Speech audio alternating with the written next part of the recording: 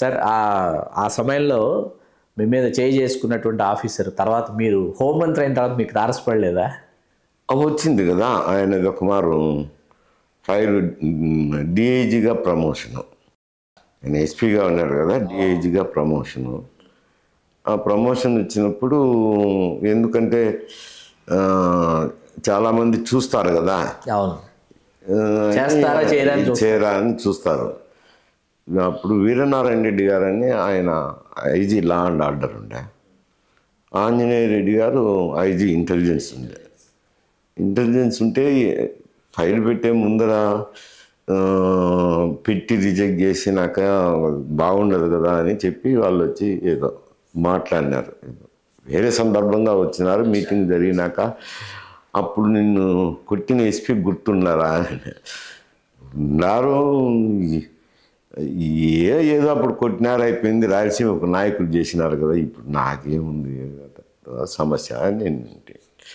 ఏదైనా promotion file వస్తే ఏమిటంటే న్యాయబద్ధంగా ఉంటే చేస్తాను, అడ్డదిడ్డంగా చేయమంటే చేయలేను, అవుట్ ఆఫ్ ది వే చేయను. సరే, తర్వాత ఫైలు పంపించినారు. పంపించినాక మా సెక్రటరీ ఉన్నాడు, ఆయన ప్రైవేట్ సెక్రటరీ ఫైల్ తెచ్చిపెట్టారు. తెచ్చిపెట్టి సరే నేను నాకు ఒక హ్యాబిట్ పెట్టుకుంటే శనివారము ఆదివారం ఫైల్ క్లియరెన్స్ చేస్తా. అంటే ఆ వారంలో వచ్చినవన్నీ ఎందుకంటే హోమ్లో ఎక్కువ ఉంటాయి ఫైల్స్, ఈ పెరోళ్ళు ఇవన్నీ ఎక్కువ ఉంటాయి, అందుకని అప్పుడు పెట్టుకుంటున్నాను అని. ఆ ఫైల్ వచ్చినప్పుడు ఈ ఫైల్ తెలుసునా సార్ అన్న. ఏమైంది? ఫలానా అయింది అన్న. ఏం పరిస్థితి అని అంటే, ఏం పరిస్థితి అంటే ఏం లేదు సార్, అంత సక్రమంగా ఉంది. సరే, దాన్ని చూసి ఫైల్ చూసి సంతకం పెట్టి పంపించిన. అప్పుడు చాలామంది ఐపీఎస్ ఆఫీసర్లు ఏమనుకున్నారంటే రాయలసీమోడు కదా కచ్చగడతాడేమో, ఈయనకు రాదు ప్రమోషన్ అని అనుకున్నారు. అందరూ ఆయన ప్రమోషన్ ఇచ్చి తెలిసి అందరూ ఆశ్చర్యపోయినారు. అది జరిగింది. That is doctor MV Mysura Reddy గారు. అందుకే మీ నోటి వెంట చెప్పిద్దామని నేను ఆ ప్రశ్నని వేయటం జరిగింది సార్. 83 ఎన్నికల సమయంలో డాక్టర్ మర్రి చెన్నారెడ్డి గారు పిసిసి ప్రెసిడెంట్గా ఉన్న సమయంలో మీరు ఎన్నికల్లో కాంగ్రెస్ పార్టీ అభ్యర్థిగా కమలాపురం నియోజకవర్గం నుంచి పోటీ చేశారు. నాకు గుర్తున్నందులో 6,000 ఓట్ల తేడాతో మీరు ఓడిపోయారు.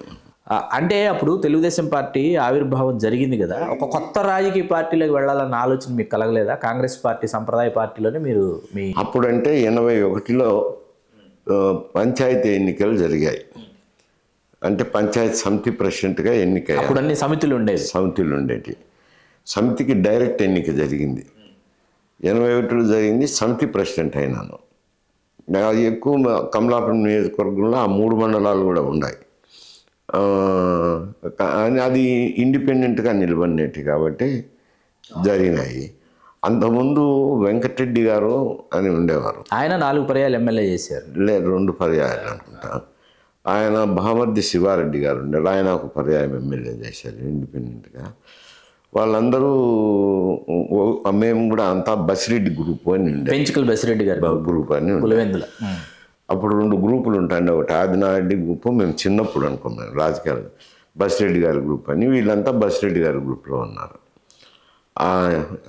ఆ ఎన్నికలో ఏమైంది అని అంటే 77 అనుకుంటా కదా, జనతా పార్టీ 77లో ఎన్నికల్లో మా మేనమామ గారు జనతా పార్టీ తరఫున ఎంపీగా కంటెస్ట్ చేసినారు. అప్పుడు నంద్యాల లోక్సభ ఒక్కటే జనతా పార్టీ. నీలం సంజయ్ రెడ్డి గారు గెలిచి ఆయన అన్ఫార్చునేట్గా మా మేనమామ గారు 7,000 ఓట్లతోనే ఓడిపోయారు. అంత గాలిలో కూడా, అంత దీంట్లో. అదే తర్వాత ఏమైందంటే నీలం సంజయ్ రెడ్డి గారు పిలిచి ఎమ్మెల్యే కంటెస్ట్ చేయలే, మంత్రిని అవుదావు అని చెప్పి పంపించినారు. ఆయన కంటెస్ట్ చేసినప్పుడు అందరం ఒకటే గ్రూప్లో ఉన్నాయి కదా, కొంచెం చీలికలు వచ్చినాయి. వెంకటరెడ్డి గారు శివారెడ్డి గారిని ఇండిపెండెంట్గా నిలబెట్టడము, దాంతో గ్రూప్లోనే చీలికలు వచ్చినాయి. అప్పుడు ఆయన ఎమ్మెల్యే అయినాడు శివారెడ్డి గారు. ఈయన ఏదో నేరుగా ఓడిపోయినారు.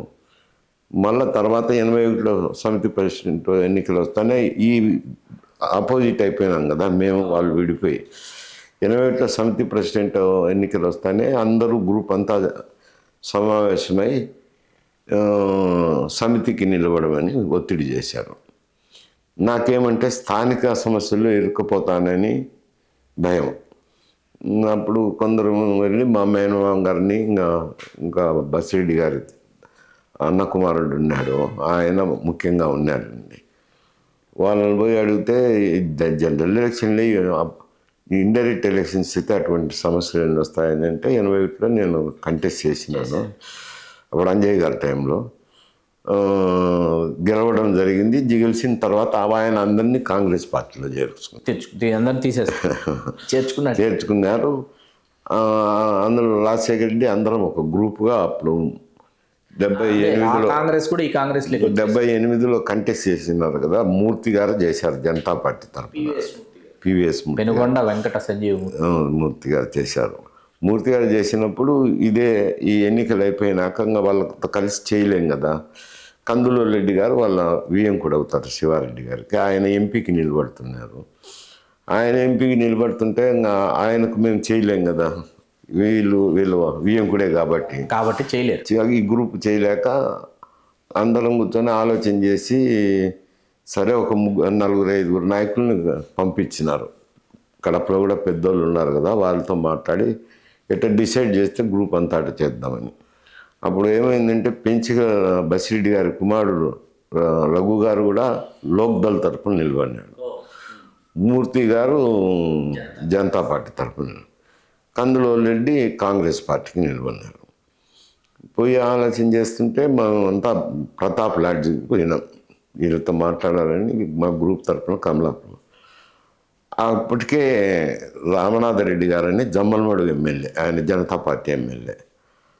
ఆయన ఇప్పటికి గుర్తు, నేను 35లో ఉన్నా, వాళ్ళు 36లో ఉన్నారు. రూమ్ నెంబర్ ప్రతాప్ లాడ్జ్లో. మళ్ళీ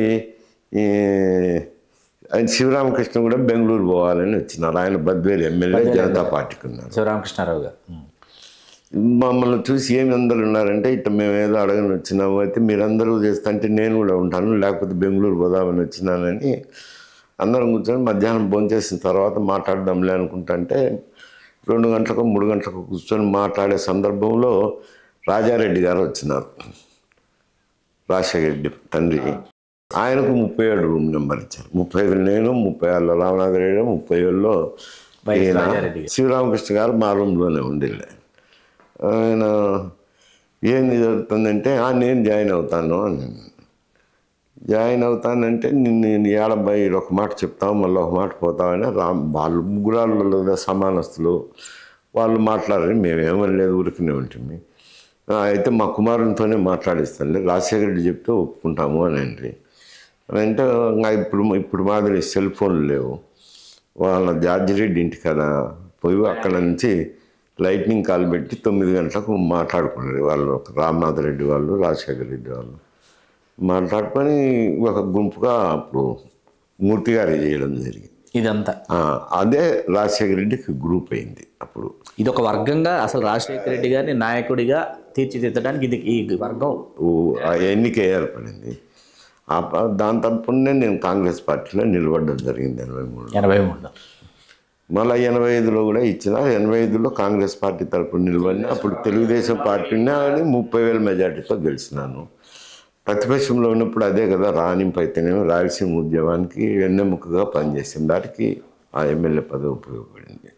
అంటే ఇందాక చెప్పినప్పుడు బండారు రత్న సభాపతి గారు అప్పటికి యాక్టివ్గా ఉన్నారు రాజకీయాలు. ఇంకా అప్పటికి లేదు, అప్పటికి పోయినారు, అప్పటికి తగ్గింది.